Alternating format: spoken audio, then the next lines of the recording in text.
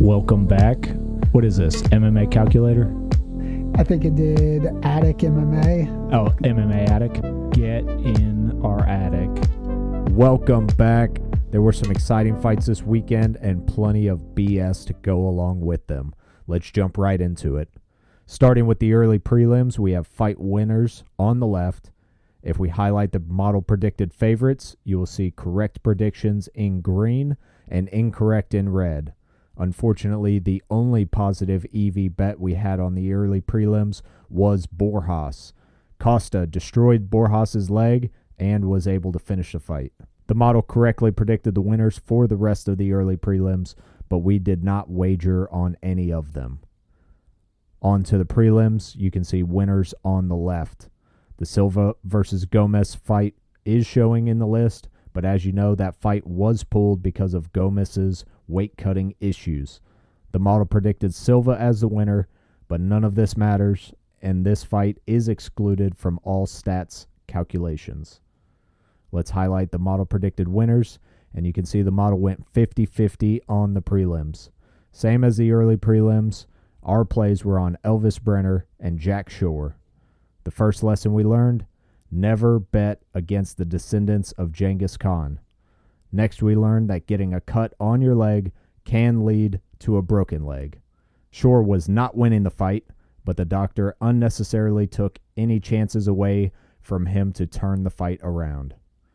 Moving on to the main card, we again have winners on the left.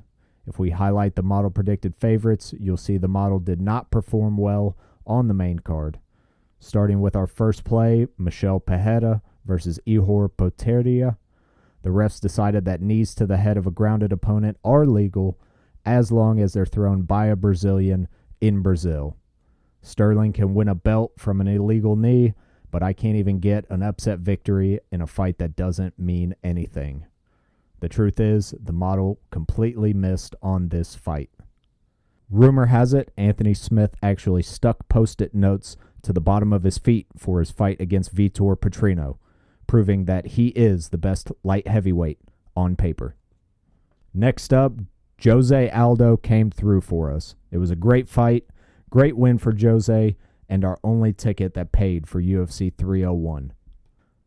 Finally, we have Pantoja versus Erceg. To be honest, I was not impressed by Pantoja's performance, and much like GSP, Pantoja is ready for some time off right after a fight he definitely won.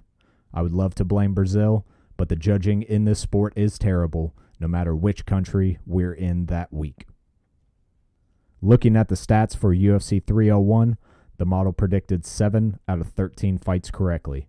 We wagered 6 units on 6 fights and only cashed on 1. We returned 2.22 units for a loss this week of 3.78 units. We had no positive EV bets on book favorites this week. All 6 plays were on underdogs. The average predicted EV this week was 71.6%. Unfortunately, we lost 63 cents for every $1 risked this week. Let's add this week to our all-time results and take a look at where we're at. The model has predicted 48 out of 77 fights correctly. We have made 45 wagers and cashed on 20 of them. We've risked 46.95 units and returned 51.18 units for a total profit of 4.23 units. All of our bets are on positive EV positions. 7 out of 8 book favorites have paid, while 13 out of 37 underdogs have paid. Our average EV on all wagers is 48.9%, while our actual return at this time is 9%.